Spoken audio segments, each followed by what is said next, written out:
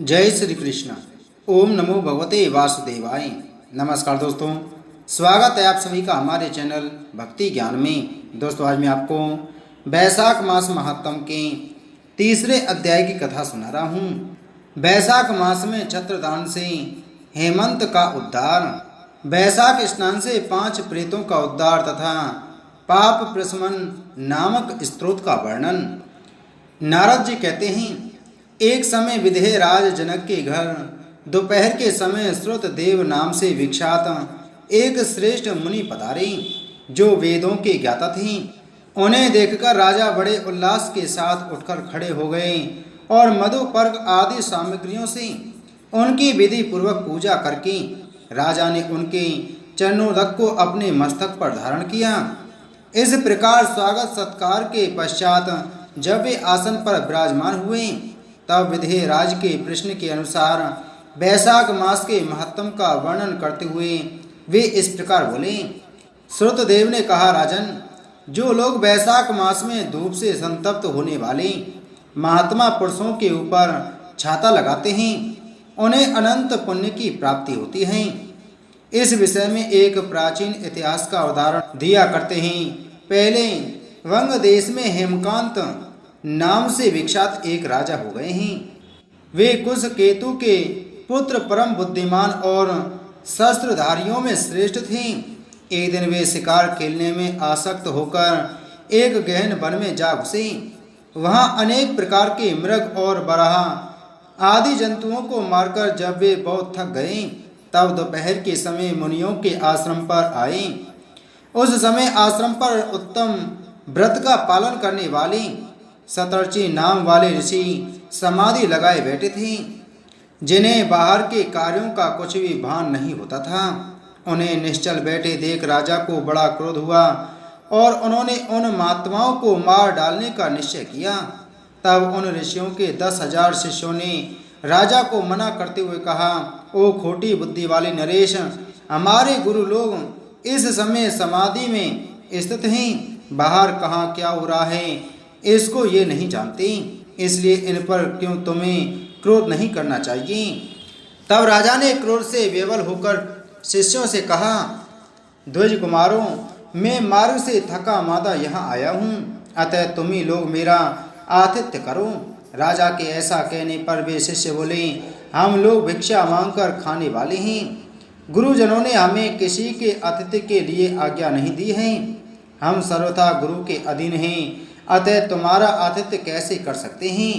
शिष्यों का यह कोरा उत्तर पाकर राजा ने उन्हें मारने के लिए धनुष उठाया और इस प्रकार कहा, मैंने हिंसक जीवों और लुटेरों के भय आदि से जिनकी अनेकों बार रक्षा की है, वो मेरे दिए हुए दानों पर ही पलते हैं।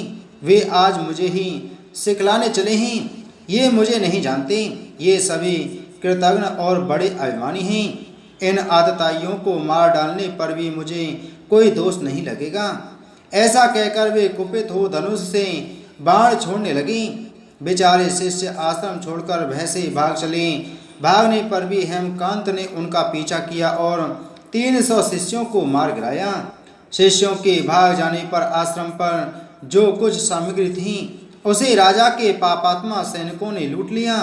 राजा के अनुमोदन से ही उन्होंने वहां इच्छानुसार भोजन किया।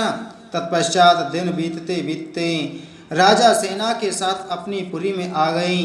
राजा कुश केतु ने जब अपने पुत्र का यह अन्यायपूर्ण कार्य सुना, तब उसे राज्य करने के अयोग्य जानकर उसकी निंदा करते हुए उसे देश निकाला दे दिया। पिता के त्याग देने पर हेमकांत घने वन में चला गया। वहां उसने बहुत वर्षों तक निवास किया। ब्रह्म हत्या उसका सदा पीछा करती रहती थी, इसलिए वह कहीं भी स्थिरता पूर्वक रह नहीं पाता था। इस प्रकार उस दुष्ट आत्मा के 28 वर्ष व्यतीत हो गए। एक दिन वैशाख मास में जब दोपहर का समय हो रहा था, महामुनि त्रित तीर्थ यात्रा के प्रसंग से उस वन में आए। वे धूप से अत्यंत संतप्त और तृष्णा से बहुत पीड़ित थे, इसलिए किसी वृक्षहीन प्रदेश में मूर्छित होकर गिर पड़े। देव योग से हेमकांत उधर आ निकला।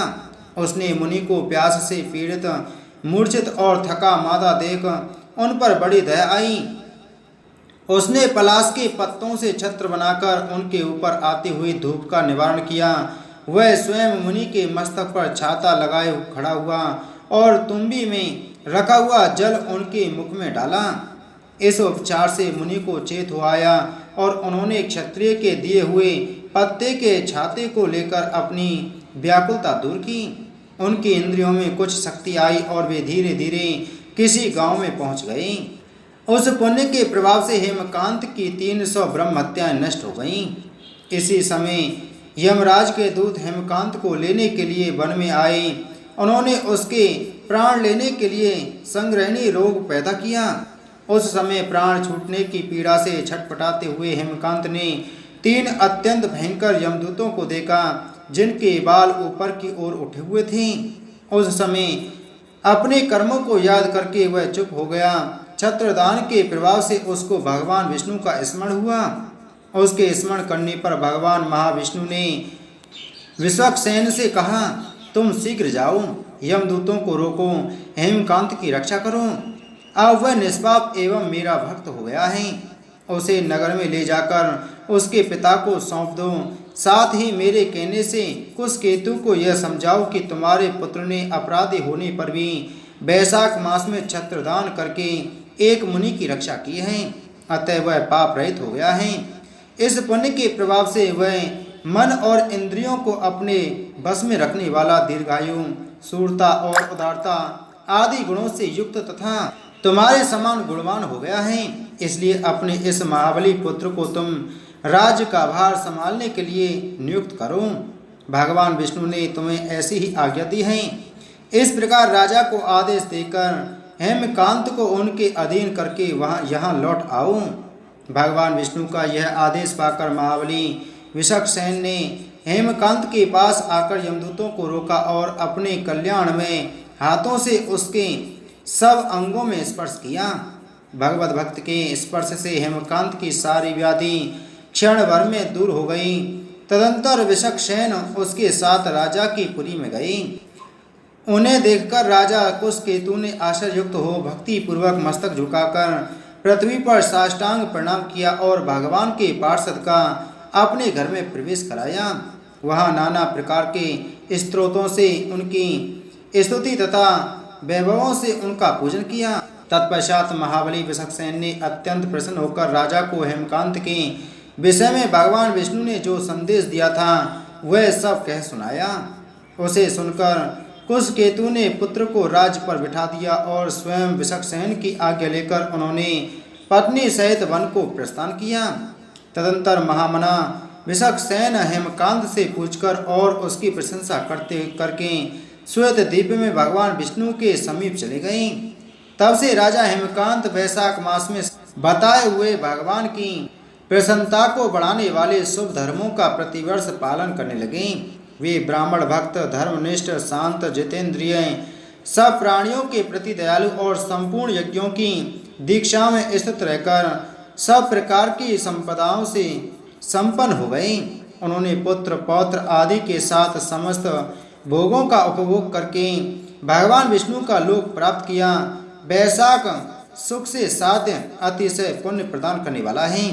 पाप रूपी ईंधन को अग्नि की भांति जलाने वाला, परम सुलभ तथा धर्म अर्थ काम मोक्ष चारों पुरुषार्थों को देने वाला है।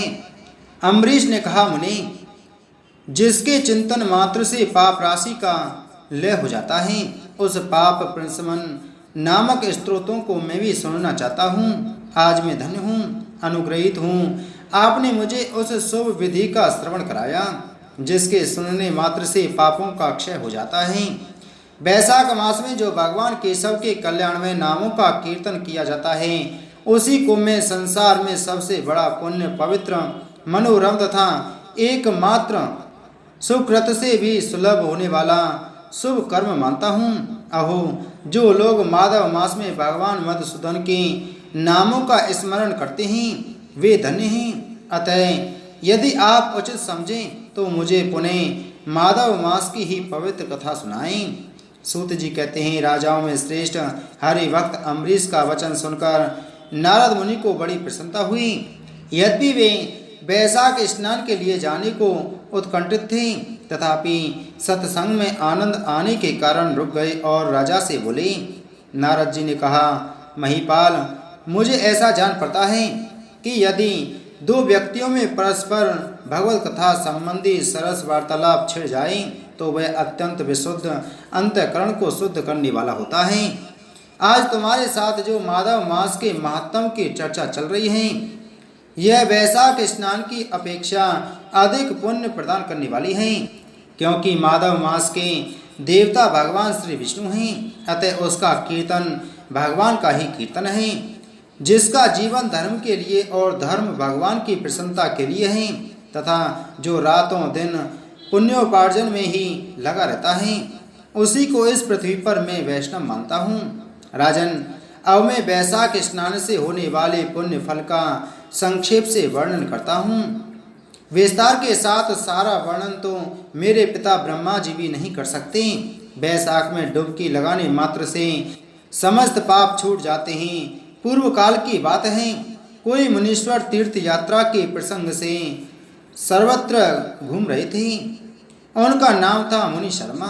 वे बड़े धर्मात्मा, सत्यवादी, पवित्र तथा सम दम एवं शांति धर्म से युक्त थे। वे प्रतिदिन पितरों का तर्पण और श्राद्ध करते थे। उन्हें वेदों और स्मृतियों के विधानों का सम्यक ज्ञान था। वे मधुर वाणी बोलते और भगवान का पूजन करते रहते थे। वैष्णवों के संसर्ग में ही उनका समय व्यतीत होता था। वे तीनों कालों के ज्ञाता, मुनि, दयालु, अत्यंत तेजस्वी, तत्वज्ञानी और ब्राह्मण भक्त थे। वैशाख का महीना था। मुनि शर्मा स्नान के लिए नर्मदा के किनारे जा रहे थे। उसी समय उन्होंने अपने सामने 5 पुरुषों को देखा जो भारी दुर्गति में फंसे हुए थे। वे अभी अभी एक दूसरे से मिले थे। उनके शरीर का रंग काला था। वे एक बरगद की छाया में बैठे थे और पापों के कारण उद्विग्न होकर चारों ओर दृष्टिपात कर रहे थे। उन्हें देखकर द्विजवर मुनि शर्मा बड़े विस्मय में पड़े और सोचने लगे, इस भयानक वन में ये मनुष्य कहाँ से आए? इनकी चेष्टा बड़ी दयनीय है, किंतु इनका आकार बड़ा भयंकर दिखाई देता है। ये पाप भागी चोर तो नहीं हैं। विप्रवर मुनि शर्मा की बुद्धि बड़ी स्थिर थी। वे जो ही इस प्रकार विचार करने लगे, उसी समय उपयुक्त 5 पुरुष उनके पास आए और हाथ जोड़कर मुनि शर्मा से बोले। उन पुरुषों ने कहा, विप्रवर, हमें आप कल्याण में पुरुषोत्तम जान पड़ते हैं। हम दुखी जीव हैं। अपना दुख विचार कर आपको बताना चाहते हैं। द्विजराज, आप कृपा करके हमारी कष्ट कथा सुने। दैववश जिनके पाप प्रकट हो गए हैं, उन दीन दुखी प्राणियों के आधार आप जैसे संत महात्मा ही हैं। साधु पुरुष अपनी दृष्टि मात्र से पीड़ितों की पीड़ाएं हर लेते हैं। अब उनमें से एक ने सबका परिचय देना आरंभ किया। मैं पांचाल देश का क्षत्रिय हूँ। मेरा नाम नरवान है। मैंने मार्ग में मोहवश बाण द्वारा एक ब्राह्मण की हत्या कर डाली। मुझसे ब्रह्म हत्या का पाप हो गया है, इसलिए शिखा, सूत्र और तिलक से रहित होकर इस पृथ्वी पर घूमता हूँ और सबसे कहता फिरता हूँ कि मैं ब्रह्म हत्यारा हूँ। मुझ महापापी ब्रह्मघाती को आप कृपा की भिक्षा दें। इस दशा में पड़े पड़े मुझे 1 वर्ष बीत गया। मैं पाप से जल रहा हूँ। मेरा चित्त शोक से व्याकुल है तथा ये जो सामने दिखाई देते हैं, इनका नाम चंद्र शर्मा है। ये जाति के ब्राह्मण हैं। इन्होंने मोह से मलिन होकर गुरु का वध किया है। मगध देश के निवासी हैं। इनके स्वजनों ने इनका परित्याग कर दिया है। ये भी घूमते घामते देवात यहाँ आ पहुँचे हैं। इनके भी ना शिखा है ना सूत्र। ब्राह्मण का कोई भी चिन्ह इनके शरीर में नहीं रह गया है। इनके सिवा जो ये तीसरे व्यक्ति हैं, इनका नाम देव शर्मा है। स्वामिन, ये भी बड़े कष्ट में हैं। ये भी जाति के ब्राह्मण हैं, किंतु मोहवश वैश्या की आसक्ति में फंसकर श्राव्य हो गए थे। इन्होंने भी पूछने पर अपना सारा हाल सच सच कह सुनाया। अपने प्रथम पापाचार को याद करके इनके हृदय में बड़ा संताप होता है। ये सदा मनस्ताप से पीड़ित रहते हैं। इनको इनकी स्त्री ने, बंधु बांधवों ने तथा गांव के सब लोगों ने वहां से निकाल दिया है। ये अपने उसी पाप के साथ भ्रमण करते हुए यहाँ आए हैं। ये चौथे महाशय जाति के वैश्य हैं। इनका नाम विदुर है। ये गुरु पत्नी के साथ समागम करने वाले हैं। इनकी माता मिथिला में जाकर वैश्या हो गई थी। इन्होंने मोहवश 3 महीनों तक उसी का उपभोग किया है, परंतु जब असली बात का पता लगा है तो बहुत दुखी होकर पृथ्वी पर विचरते हुए ये भी यहाँ आ पहुँचे हैं। हम में से ये जो 5वें दिखाई दे रहे हैं ये भी वैश्य ही हैं। इनका नाम नंद है। ये पापियों का संसर्ग करने वाले महापापी हैं। इन्होंने प्रतिदिन धन के लालच में पड़कर बहुत चोरी की है। पातकों से आक्रांत हो जाने पर इन्हें स्वजनों ने त्याग दिया है। तब ये स्वयं भी खिन्न होकर दैवात यहाँ आ पहुँचे हैं। इस प्रकार हम 5 महापापी एक स्थान पर जुट गए हैं। हम सब के सब दुखों से घिरे हुए हैं।